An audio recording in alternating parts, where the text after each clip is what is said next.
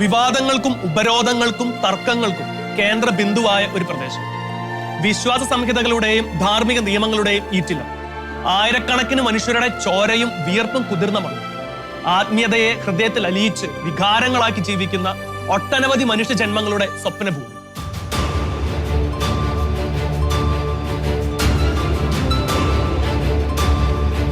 മലമുകളിലാണ് സുപ്രസിദ്ധമായ Jerusalem നഗരം പടുത്തുയർത്തിയിരിക്കുന്നത്. ചുറ്റും സുശക്തമായ കോട്ടകളാൽ ആവൃത്തി തീർത്ത നഗരത്തിന്റെ ആത്മാവ് ആയിരക്കണക്കിന് സംവത്സരങ്ങൾക്ക് മുൻപ് നിർമ്മിക്കപ്പെട്ടതും എന്നാൽ കാലത്തിന്റെ കുത്തൊഴുക്കിൽപ്പെട്ട് പല സാമ്രാജ്യങ്ങളാലും ജനതകളാലും തകർക്കപ്പെട്ട ബൃഹത്തായ നിർമ്മിതിയുടെ ചരിത്ര ശേഷിപ്പുകളിലാണ്.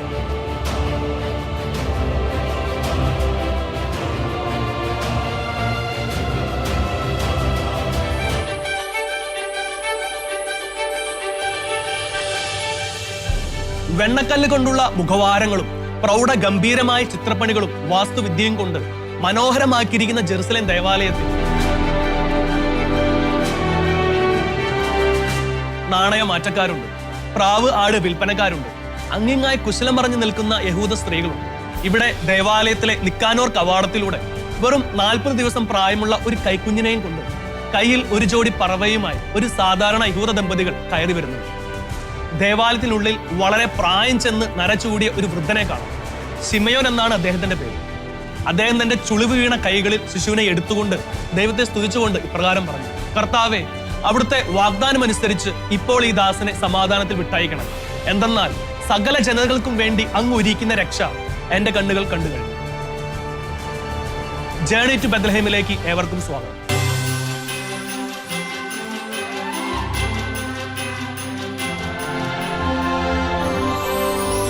ഇത് 2 സഹസ്രാബ്ദങ്ങൾക്ക് മുൻപുള്ള ഇസ്രായേൽ. യൂദയ മലനിരകളും കുന്നുകളും പട്ടണങ്ങളും വിദൂര ഗ്രാമങ്ങളും പൊതുകിണറുകളും ശിരോവസ്ത്രമണിഞ്ഞിരുന്ന സ്ത്രീകളും റബ്ബിമാരും ഫരിസേയ സദൂക്കയ വിഭാഗങ്ങളുമെല്ലാം യൂദയായിലെയും സമീപ പ്രദേശങ്ങളിലെയും സ്ഥിരം കാഴ്ചയായി. ഇടയ്ക്കിടെ റോന്തു ചുറ്റുന്ന റോമൻ പട്ടാളവും ചെറിയ കലാപങ്ങളും സർവ്വസാധാരണമായിരുന്നു. ഭാഗികമായി വരണ്ട കാലാവസ്ഥയുള്ള മധ്യപൂർവ്വ ഏഷ്യയിലെ തെളിഞ്ഞ രാത്രികളിൽ കയ്യിൽ വിളക്കുമേന്തി കഴുതയുടെ പുറത്തും നടന്നും സ്ത്രീ പുരുഷന്മാർ കുടുംബസമേതം പെസഹായും ഷവ്വോത്തും സുക്കോത്തും ആചരിക്കുവാനായി ജെറുസലേമിലേക്ക് കൂട്ടം കൂട്ടമായി പോകാറുണ്ടായിരുന്നു. അക്കാലത്ത് വന്ധ്യത ഒരു ശാപമായും അപമാനമായും കരുതിയിരുന്ന അക്കാലത്ത് പ്രായം തികഞ്ഞ ഒരു ദമ്പതികൾ അബ്രാഹത്തിന്റെ വിശ്വാസത്തോടു കൂടി പ്രാർത്ഥനയിലും ഉപവാസത്തിലും ദുഃഖത്തിലും തങ്ങളുടെ ഭവനത്തിൽ കഴിഞ്ഞുപോകും. എന്നാൽ ദൈവം ഒരു പക്ഷേ അബ്രാഹത്തെയും സാറയേക്കാളും ഉപരി ഈ ദമ്പതികളെ അനുഗ്രഹിച്ചു. ദൈവകൃപയാൽ അവർക്കൊരു പുത്രി ജനിച്ചു. മറിയം എന്ന് അവർ അവൾക്ക് പേര് നൽകി. അവരുടെ സന്തോഷത്തിന് അതിരുണ്ടായിരുന്നില്ല.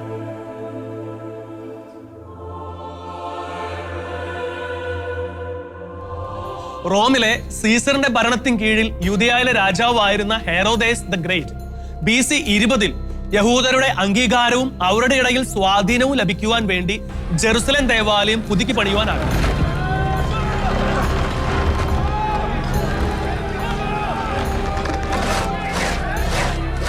ഏകദേശം 46 വർഷങ്ങളെടുത്ത ദേവാലയ നിർമ്മിതിയിൽ ദേവാലയ പരിസരവും ചുറ്റുപാടും മുമ്പുണ്ടായിരുന്നതിനേക്കാൾ ഇരട്ടിപ്പിക്കുകയും ചെത്തിയെടുത്ത കനത്ത കല്ലുകൊണ്ട് ഉയർന്ന താങ്ങുമതിൽ പണിയുകയും പ്രവേശന കവാടങ്ങൾ നിർമ്മിക്കുകയും ചെയ്തു. ഷൂഷാൻ കവാടം അഥവാ സുന്ദര കവാടം എന്ന് വിളിക്കപ്പെടുന്ന ഗോൾഡൻ ഗേറ്റും sheep gate, Huldah gate, Damascus gate, Zion gate, dung gate എന്നീ പ്രവേശന മാർഗങ്ങളും ഹെറോദേസിന്റെ കാലത്തുണ്ടായിരുന്നു. സമ്പന്നരായിരുന്ന യോവാക്കീം എന്ന ദമ്പതികൾ 3 വയസ്സുള്ളപ്പോൾ മേരിയെ ഈ ജെറുസലേം ദേവാലയത്തിൽ സമർപ്പിച്ചു. അങ്ങനെ 3 വയസ്സ് മുതൽ ദൈവത്തിന്റെ ആലയത്തിൽ മറ്റ് കനികമാരോട് കൂടെ വളർന്നു വന്ന മറിയത്തിന് വിവാഹപ്രായമായി എന്ന് കണ്ടപ്പോൾ അവൾ ദാവീദ് വംശയാകിയാൽ ദാവീദിന്റെ വംശത്തിൽ നിന്നുള്ളവനെ വരനായി അന്വേഷിച്ചു. അക്കാലത്ത് ഇസ്രായേലിലെ പ്രമുഖ കേന്ദ്ര പ്രദേശങ്ങളായിരുന്നു യൂദയ, സമരിയ, ഗലീലി. വടക്ക് ലെബനോൻ മലനിരകൾക്ക് അതിർത്തി പങ്കിടുന്ന കേന്ദ്ര പ്രദേശമാണ് ഗലീലി. തെക്ക് ജസ്രീൽ താഴ്വരയും കിഴക്ക് 21 കിലോമീറ്റർ നീളവും 13 കിലോമീറ്റർ വീതിയുമുള്ള ഗലീലിയ തടാകവും ജോർദാൻ നദിയും പടിഞ്ഞാറ് തീരപ്രദേശ മലമ്പ്രദേശങ്ങളും കൊണ്ടും അതിർത്തി പങ്കിടുന്നതാണ് ഗലീലി. അന്നത്തെ കാലത്ത് ഗലീലിയെ 2ആയി തരംതിരിച്ചിരുന്നു: അപ്പർ ഗാലിലി എന്നും ലോവർ ഗാലിലി എന്നും.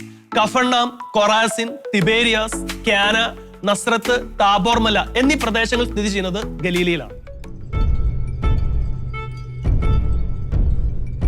നസ്രത്ത് കുന്നിൻ ചെരുവിലെ വിദൂരമായൊരു ഗ്രാമം.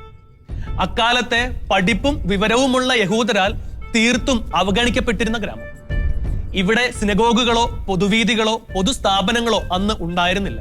ക്രിസ്തുവിന് 2000 വർഷങ്ങൾക്ക് മുമ്പ് തന്നെ നസ്രത്ത് ഗ്രാമം നിലവിലുണ്ടായിരുന്നു എന്ന് പറയപ്പെടുന്നു.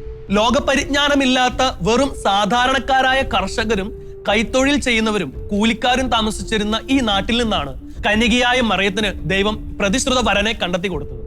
തീർത്തും സാധാരണക്കാർ പൊതുവെ നിഷ്കളങ്കരായിരിക്കുമല്ലോ. എന്നാൽ ജോസഫ് നിഷ്കളങ്കനാണെന്ന് മാത്രമായിരുന്നില്ല, നീതിമാനായിരുന്നു എന്നാണ് ബൈബിളിലെ പുതിയ നിയമം സാക്ഷ്യപ്പെടുത്തിയിരിക്കുന്നത്. ജോസഫ് അക്കാലത്തെ നാട്ടിൻപുറത്തെ കഴിവുറ്റ ഒരു ആശാരി. നല്ലൊരു ഭർത്താവിനെ കിട്ടണേ എന്ന് ആത്മാർത്ഥമായി ആഗ്രഹിച്ച മറിയത്തിന് നസ്രത്തിൽ നിന്നുള്ള ദാവീദ് വംശജനായ മരയാശാരിയെ ജീവിത പങ്കാളിയായി ലഭിച്ചു. ദൈവഹിതം മനസ്സിലാക്കിയ മറിയം ജെറുസലേമിൽ നിന്ന് നസ്രത്തിലേക്ക് ജോസഫിന്റെ കൂടെ ചെന്ന് പറഞ്ഞു.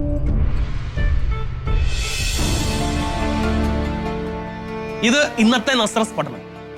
ഇന്ന് ഇസ്രായേലിലെ പ്രമുഖ നഗരങ്ങളിൽ ഒന്നാണ് നസ്രത്ത്. ഇസ്രായേലിലെ അറബ് വംശജരുടെ തലസ്ഥാനം എന്നും ഈ പ്രദേശം അറിയപ്പെടുന്നുണ്ട്.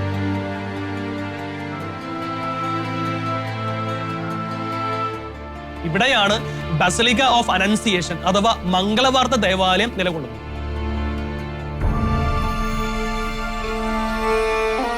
ഇവിടെ ഒരു പ്രാചീന ഗുഹ പോലെയുള്ള നിർമ്മിതിക്ക് മുകളിലാണ് ദേവാലയം പണിയപ്പെട്ടിരിക്കുന്നത്. 1969 മിഡിൽ ഈസ്റ്റിലെ ഏറ്റവും ബൃഹത്തായ ഈ ദേവാലയം പണിയപ്പെട്ടിരിക്കുന്നത്. വിവാഹ നിശ്ചയം കഴിഞ്ഞ 14 വയസ്സുള്ള കന്യക രാത്രിയിൽ തന്റെ സ്വകാര്യ മുറിയിൽ പ്രാർത്ഥിച്ചുകൊണ്ടിരിക്കുമ്പോൾ ദൈവത്തിന്റെ മുഖ്യ സന്ദേശവാഹകൻ ഗബ്രിയേൽ മറിയത്തിന് പ്രത്യക്ഷപ്പെടും. ദൈവകൃപ നിറഞ്ഞ മറിയമേ, ദേവപുത്രന്റെ അമ്മയാകുവാൻ നീ സന്നദ്ധയാണോ എന്ന് ദൂതൻ മറിയത്തോട് ചോദിക്കുന്നു. വെറും കൗമാരക്കാരിയായിരുന്ന പെൺകുട്ടി കാര്യമറിയാതെ മിഴിച്ചു നിന്നു. ദൂതൻ താൻ ആരാണെന്നും ഉദ്ദേശം എന്താണെന്നും അറിയിച്ചു. കാര്യത്തിന്റെ വലിപ്പമോ ഗൗരവമോ അറിഞ്ഞോ അറിഞ്ഞാഞ്ഞിട്ടോ എന്തുമാകട്ടെ, മറിയം സമ്മതം മൂളി. താൻ സന്നദ്ധയാണെന്ന് അറിയിച്ചു. അതേസമയം ജീവിതകാലം മുഴുവൻ കന്യകയായിരിക്കുവാൻ ആഗ്രഹിച്ച പെൺകുട്ടി താൻ പുരുഷനെ അറിയുന്നില്ലല്ലോ എന്നെല്ലാം പറയുന്നുണ്ട്. എന്നാൽ ദൂതൻ പറഞ്ഞു, പരിശുദ്ധാത്മാവ് നിന്റെ മേൽ വരും, അത്യുന്നതന്റെ ശക്തി നിന്നിൽ ആവസിക്കും. ദൂതൻ തന്റെ കൺമുമ്പിൽ നിന്നും അറിഞ്ഞപ്പോൾ മറിയം ചിന്താധീനയാകും. ഒരു നീണ്ട യാത്രയ്ക്കുള്ള സാധന സാമഗ്രികൾ അവൾ തന്റെ തുണിസഞ്ചിയിലാക്കി അങ്ങകലെ യൂദയാ മലനിരകളിലേക്ക് തന്റെ പ്രതിശ്രുത വരനായ ജോസഫിനൊപ്പം ഇറങ്ങിത്തിരിക്കുന്നു. നസ്രത്തിൽ നിന്ന് യൂദയാ മലനാടായ ഏൻ കാരം പട്ടണത്തിലേക്ക് ഏകദേശം 160-ലധികം കിലോമീറ്റർ ദൂരമുണ്ട്. ഒരു കഴുതച്ചുമട്ടു വണ്ടിയിൽ ജോർദാൻ താഴ്വാരവും ചാവുകടലിന് സമീപ പ്രദേശങ്ങളിലൂടെയും സഞ്ചരിച്ചു ജെറുസലേം നഗരത്തിലൂടെ തെക്ക് പടിഞ്ഞാറ് യാത്ര ചെയ്തു ഏൻകാരം പട്ടണത്തിൽ സക്രിയായുടെ ഭവനത്തിൽ ഗർഭവതിയായ എലിസബത്തിനെ സന്ദർശിച്ചു. ഇന്ന് ഏൻകാരം പട്ടണത്തിൽ സക്രിയായുടെയും എലിസബത്തിന്റെയും വീടിന്റെ സ്ഥാനത്ത് ഒരു ദേവാലയമുണ്ട്. ദ വിസിറ്റേഷൻ ചർച്ച് എന്നാണ് ഇവിടം അറിയപ്പെടുന്നത്. അതേസമയം ഇവിടെ വിശുദ്ധ ജോൺ ദി ബാപ്റ്റിസ്റ്റ് ജനിച്ച അതേ സ്ഥാനത്ത് ബൈസന്റിയൻ കാലത്ത് പണിത church of Saint John the ബാപ്റ്റിസ്റ്റും നിലനിൽക്കുന്നുണ്ട്. പഴയകാല നിർമ്മിതികൾ ആണെങ്കിലും വിവിധ തരം ചിത്രപ്പണികളും ശില്പങ്ങളും കൊണ്ട് അലങ്കരിച്ചതാണ് ഈ 2 ദേവാലയങ്ങളും പരിസരവും. തണുപ്പുകാലം ആരംഭിച്ചിട്ട് ദിവസങ്ങളായി കാണണം. നക്ഷത്രങ്ങൾ നിറഞ്ഞ ഒരു രാത്രി, സുന്ദരമായ ഒരു രാത്രി. ഇന്നത്തെ പോലെ പ്രകാശ മലിനീകരണമോ ശബ്ദ മലിനീകരണമോ ഇല്ലാതിരുന്ന സമയം. ഇളങ്കാറ്റ് പ്രദേശങ്ങളിലെ വൃക്ഷലലാദികളിൽ നേർത്ത ചലനം സൃഷ്ടിക്കുന്നു. ഇടയന്മാർ ഉണക്കക്കമ്പുകൾ ചേർത്ത് തീ കൂട്ടി കുശലം പറഞ്ഞിരുന്നു. എന്നാൽ നസ്രസിലെ ഒരു വീട്ടിൽ സ്ഥിതി തീർത്തും വിപരീതമായിരുന്നു. വേദനയും ദുഃഖവും നിറഞ്ഞ ഒരു മനുഷ്യൻ. വലിയ കൊടുങ്കാറ്റിൽപ്പെട്ട തോണി പോലെ പരസ്പര വിരുദ്ധങ്ങളായ ആശയങ്ങളുടെ നിർച്ചുഴിയിൽപ്പെട്ട് കുഴയുകയായിരുന്നു അദ്ദേഹം. എന്നാൽ അദ്ദേഹത്തിന്റെ മനസ്സും ഹൃദയവും നിഷ്കളങ്കമായിരുന്നു. അതുകൊണ്ട് തന്നെ ഇനി എന്ത് ചെയ്യുമെന്ന് വിചാരിച്ച് ചിന്താധീനനായി വീട്ടിനുള്ളിൽ തീയും കാഞ്ഞ് പകൽ സമയത്തെ ജോലിഭാരം കൊണ്ട് എപ്പോഴോ നിദ്രയിൽ വഴുതി വീണ ജോസഫിന് ഒരു ദർശനമുണ്ടാകും. ആ നിശാനേരത്ത് അങ്ങകലേക്ക് അകന്നു പോകുന്ന ശബ്ദവീചികൾ ശാന്തമായ അന്തരീക്ഷം ഗ്രാമത്തിന് സമ്മാനിച്ചപ്പോൾ പ്രക്ഷുബ്ധമായ മനസ്സിന്റെ ഒരു കോണിൽ ഒരു പ്രകാശം ഉദിക്കുന്നു. ദൈവത്തിന്റെ ദൂതൻ ജോസഫിനെ ആശ്വസിപ്പിക്കുന്നു. ദാവീദിന്റെ പുത്രനായ ജോസഫ്. സ്വപ്നത്തിൽ ജോസഫ് വിളി കേൾക്കുന്നു, മറിയത്തെ ഭാര്യയായി സ്വീകരിക്കുവാൻ നീ ശങ്കിക്കേണ്ട. അവൾ ഗർഭം ധരിച്ചിരിക്കുന്നത് പരിശുദ്ധാത്മാവിൽ നിന്നാണ്. അവൾ ഒരു പുത്രനെ പ്രസവിക്കും, നീ അവന് യേശു എന്ന് പേരിടും. എന്തെന്നാൽ അവൻ തന്റെ ജനത്തെ അവരുടെ പാപങ്ങളിൽ നിന്ന് മോചിപ്പിക്കും. എന്നാൽ നസ്രത്തിൽ വേറൊരിടത്ത് ഒരു പെൺകുട്ടി പ്രാർത്ഥനയിലും ദുഃഖത്തിലും നാളുകൾ എണ്ണി തീർക്കുകയായിരുന്നു. വിവാഹത്തിന് മുന്നേ ഗർഭവതിയാണെന്ന് അറിഞ്ഞാൽ ഉണ്ടാകുന്ന നാണക്കേടും പിന്നീട് മോശയുടെ നിയമപ്രകാരമുള്ള കല്ലെറിഞ്ഞുള്ള മരണവും കാത്തുകിടക്കുന്ന സുന്ദരിയായ ഒരു യുവതി.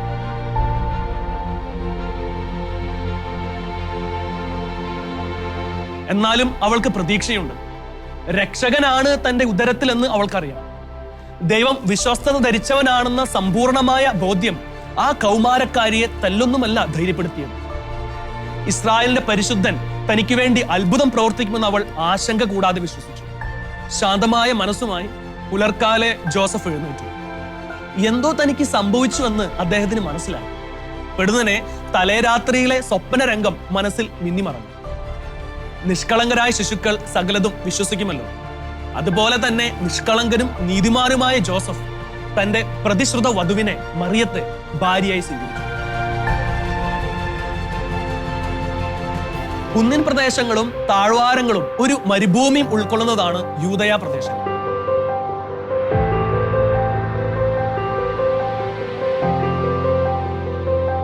കിഴക്ക് ചാവുകടൽ വരെ പരന്നു കിടക്കുന്ന ജൂദിയൻ മരുഭൂമിയും പടിഞ്ഞാറ് ഷിഫേലാസ് ചെരുവുകളും തെക്ക് നെഗവ് മരുഭൂമിയും വടക്ക് ബെഞ്ചമിൻ കുന്നിൻ പ്രദേശങ്ങളുമായി അതിർത്തി പങ്കിടുന്നവയാണ്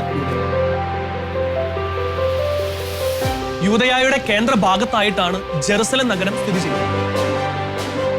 യൂദയായിലെ ഗാസ, അഷ്കലോൺ, അഷ്ദോദ് എന്നിവ മെഡിറ്ററേനിയൻ കടലിന്റെ തീരപ്രദേശങ്ങളാണ്. എന്നാൽ ജെറുസലേം നഗരത്തിന് തെക്ക് 10 കിലോമീറ്റർ അകലെയാണ് ബെത്ലഹേമും അല്പം അകലെയായി ബദനയും. കുറച്ചകന്ന് ഹെബ്രോണും സ്ഥിതി ചെയ്യുന്നുണ്ട്. എന്നാൽ ജെറുസലേമിന് വടക്കായിട്ടാണ് എമ്മാവൂസ്, ജെറീക്കോ, എഫ്രായിം, അരിമത്തിയ എന്നീ പ്രദേശങ്ങൾ നിലകൊള്ളുന്നത്. ചുരുക്കി പറഞ്ഞാൽ യൂദയായുടെ വടക്കൻ മേഖലകളാണ് സമരിയായും ജനതകളുടെ ഗലീലയും. അന്ന് റോമിലെ തന്റെ വസതിയിലിരുന്ന് തന്റെ മുദ്രാമോതിരം ചെമ്മന്ന അരക്കിൽ മുക്കിയെടുത്ത് അഗസ്റ്റസ് സീസർ ഒരു കൽപ്പന പുറപ്പെടുവിച്ചു. തന്റെ അധികാര പരിധിയിലുള്ള ജനങ്ങളുടെ പേരെഴുതികൾ. സുനിശ്ചിതമായ റോമിന്റെ ഐശ്വര്യപൂർണമായ ഭാവി സ്വപ്നം കണ്ട ജൂലിയസ് സീസറിന്റെ ദത്തുപുത്രൻ അഗസ്റ്റസ് തന്റെ സിംഹാസനത്തിൽ ചാരിയിരുന്ന് ദീർഘനിശ്വാസം ഉതിർത്തു. തന്റെ മഹത്തായ റോമിനെ കുറിച്ച് അഭിമാനം പൂണ്ടു. തന്റെ രാജ്യത്തിന്റെ നികുതി വരവ് തിട്ടപ്പെടുത്തുവാനും വർദ്ധിപ്പിക്കുവാനുമായിട്ടാകണം അദ്ദേഹം ഇങ്ങനെ ചെയ്തത്.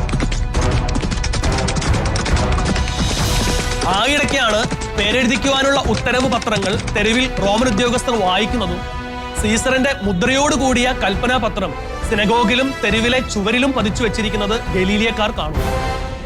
താനും തന്റെ കന്യകയായ ഭാര്യ മറിയവും ദാവീദിന്റെ സന്തതി പരമ്പരയിൽ പെടുന്നവരായതുകൊണ്ട് തങ്ങളുടെ ജന്മദേശത്തേക്ക് യൂദയായിലേക്ക് പോകുവാൻ നീതിമാനായ ജോസഫ് ഒരുക്കം ആരംഭിച്ചു. അങ്ങനെ ആ ദരിദ്ര ദമ്പതികൾ മരം കോച്ചുന്ന തണുപ്പിൽ തുകൽ സഞ്ചിയും മറ്റ് അവശ്യ സാധനങ്ങളുമായി ഒരു കഴുതപ്പുറത്ത് തന്റെ പത്നി ഗർഭിണിയായ മറിയത്തെ ഇരുത്തി നസ്രസിന്റെ കുന്നിൻ ചെരുവിൽ നിന്നും ദുർഘടം പിടിച്ച സമരിയായുടെ തെരുവുകൾ മറികടന്നു യൂദയായുടെ മലനിരകൾ പിന്നിട്ട് ജെറുസലേം നഗരവീതിയിലൂടെ ജസയുടെ പുത്രൻ ദാവീദിന്റെ ജന്മനാട്ടിലേക്ക് അപ്പത്തിന്റെ ഭവനത്തിലേക്ക് യാത്ര ചെയ്തു.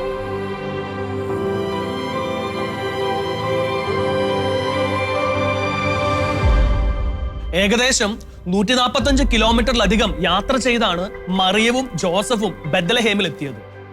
4 ദിവസത്തോളം തന്നെ ഏകദേശം ഒരു ദിവസം 8 മണിക്കൂർ എന്ന കണക്കിൽ ഇവിടേക്ക് യാത്ര ചെയ്യേണ്ടതായിട്ടുണ്ട്. ഇങ്ങനെ യാത്ര ചെയ്ത് തളർന്ന ദമ്പതികൾ തങ്ങൾക്ക് താമസിക്കുവാൻ സത്രം അന്വേഷിച്ച് ഇറങ്ങി. ഒരുപക്ഷെ ധാരാളം ആളുകൾ പേരെഴുതിക്കുവാനായി ബെത്ലഹേമിൽ എത്തിയിട്ടുണ്ടായിരിക്കണം. അന്ന് സത്രങ്ങൾ ലഭ്യമായിരുന്നെങ്കിലും ആളുകൾ കൂടുതൽ ആശ്രയിച്ചിരുന്നത് പൊതുവിശ്രമ കേന്ദ്രങ്ങളായിരുന്നു. തങ്ങളുടെ ബന്ധുമിത്രാദികളുടെ വീടുകളിലും വീടിനോട് ചേർന്നുള്ള അതിഥികൾക്ക് താമസിക്കുവാനുള്ള മുറികളും അന്നുണ്ടായിരുന്നു. പക്ഷേ നിർഭാഗ്യവശാൽ ജോസഫിനും മേരിക്കും ഇവ ലഭിച്ചില്ല. അക്കാലത്ത് ബെത്ലഹേമിൽ ഒരു സാധാരണ കർഷക കുടുംബം താമസിച്ചിരുന്നത് ഒറ്റ മുറിയിലായിരുന്നു. മലഞ്ചെരുവിനോട് ചേർത്ത് വെട്ടിയൊരുക്കിയ ഗുഹ പോലെയുള്ള സ്ഥലങ്ങളിൽ മുൻപിൽ ഒറ്റമതിലും കൊണ്ട് മറച്ച ഒരു കുടി. കുടുംബത്തിലെ മുഴുവൻ ആളുകളും ഉണ്ടിരുന്നതും ഉറങ്ങിയിരുന്നതും ഈ ഒറ്റ മുറിക്കുള്ളിലായിരുന്നു. ഇതുപോലെയുള്ള മിക്ക കുടിലുകൾക്കും തങ്ങളുടെ കുടിയോട് ചേർത്ത് അല്പം താഴെ തങ്ങളുടെ കഴുതയെയോ മറ്റ് വീട്ടുമൃഗങ്ങളെയോ അഴിച്ചു കെട്ടാവുന്ന തൊഴുത്തും പുൽത്തൊട്ടിയും ഉണ്ടായിരുന്നു. അങ്ങനെ ഒരു ഒറ്റപ്പെട്ട പുൽത്തൊഴുത്തിൽ പ്രസവ സമയമായ മറിയത്തെയും കൂട്ടി ജോസഫ് നടന്നു നീങ്ങുന്നു. കഴുതയെ ഒരു വശത്ത് കെട്ടിയിട്ട് വെള്ളം കൊടുക്കുന്നു. അവശ്യ സജ്ജീകരണങ്ങൾ ചെയ്യുന്നു.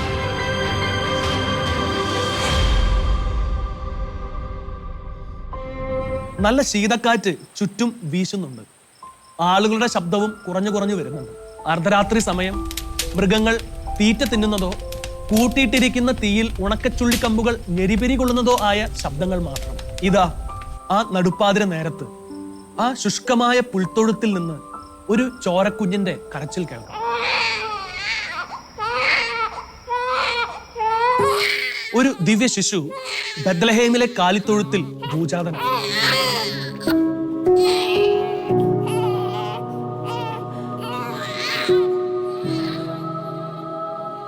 മേരി പിള്ളക്കച്ച കൊണ്ട് നവജാത ശിശുവിനെ പൊതിയുന്നു. ജോസഫ് മേരിയെ സഹായിക്കുന്നുണ്ട്. മേരിയുടെ മുഖത്ത് എന്തെന്നില്ലാത്ത സന്തോഷം. ഒരു മനുഷ്യൻ, ദൈവത്തിന്റെ പരിശുദ്ധൻ, ഭൂമിയിൽ ജനിച്ചതിലുള്ള സന്തോഷം. ജോസഫ് കണ്ണുയർത്തി പിതൃവാത്സല്യത്തോടെ കുഞ്ഞിനെ നോക്കുന്നു.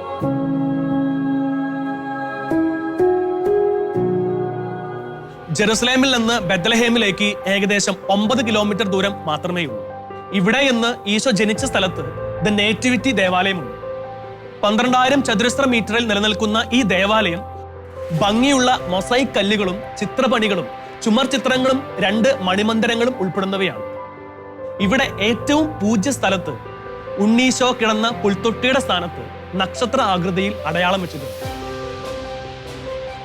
ബൈബിളിൽ ബത്ലഹേമിനെ പലയിടത്തും പരാമർശിച്ചിട്ടുണ്ട്. പഴയ നിയമത്തിൽ യാക്കോബിന്റെ ഭാര്യ റാഹേലിനെ അടക്കിയത് ബത്ലഹേമിലാണ്. ഇന്ന് ഇവിടെ റാഹേലിന്റെ പേരിലുള്ള ഒരു ശവകുടീരമുണ്ട്. ബോവാസിന്റെ ഭാര്യയായിരുന്ന റൂത്തിന്റെ ഭവനം ഇവിടെയായിരുന്നു. ഇസ്രായേലിന്റെ മഹാനായ രാജാവ് ദാവീദ് ജനിച്ചത് ബത്ലഹേമിലാണ്. ഇസ്രായേലിന്റെ മഹാനായ രാജാവ് പിറക്കുന്നത് ബത്ലഹേമിലാണെന്ന് പ്രവചനമുണ്ടായിരുന്നു.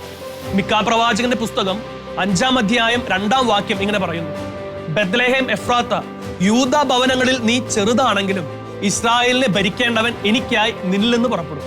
അവൻ പണ്ടേ യുഗങ്ങൾക്ക് മുൻപേ ഉള്ളവനാണ്. മേരി തന്റെ അരുമജാതനെ തന്റെ കരങ്ങളിലെടുത്ത് താലോലിക്കുന്നു. റോസ് നിറത്തിൽ തുടുതുടുത്ത ഒരു കുഞ്ഞ്. റോസ് മുട്ടുകൾ പോലെയുള്ള കൈകൾ ചലിപ്പിച്ചുകൊണ്ട് തന്റെ കുഞ്ഞുകാലുകൾ അനക്കുന്നു. കുഞ്ഞു ശിരസ് മേരിയുടെ ഉള്ളം കൈയിൽ ചേർത്തിരിക്കുന്നു. മേരി പുഞ്ചിരിക്കുകയും ഒപ്പം കണ്ണീർ വീഴ്ത്തുകയും കുരിഞ്ഞ് ശിശുവിന്റെ മൃദുലമായ നെഞ്ചിൽ ചുംബിക്കുന്നു.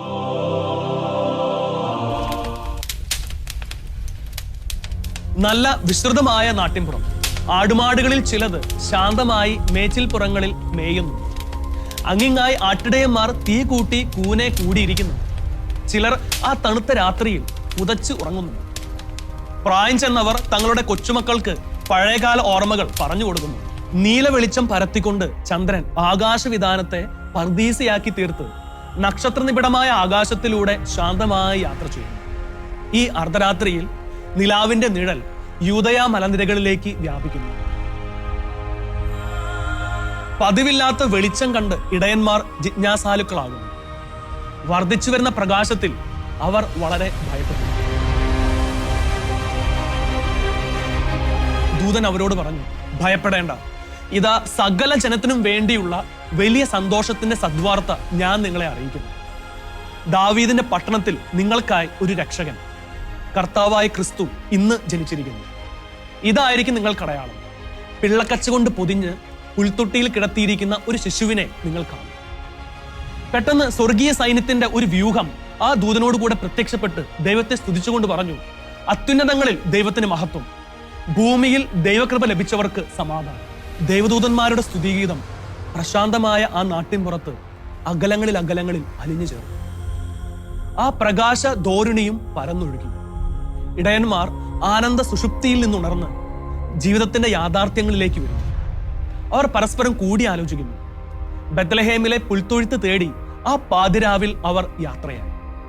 നിലാവിൽ കുതിർന്ന ശാന്തമായ നാട്ടിൻപുറത്തെ ഓരോ വഴിത്താരകളും പിന്നിട്ട് അവർ ദിവ്യശിശുവിന്റെ സവിധത്തിലേക്ക് ചെന്ന് അവനെ ആരാധിച്ചു.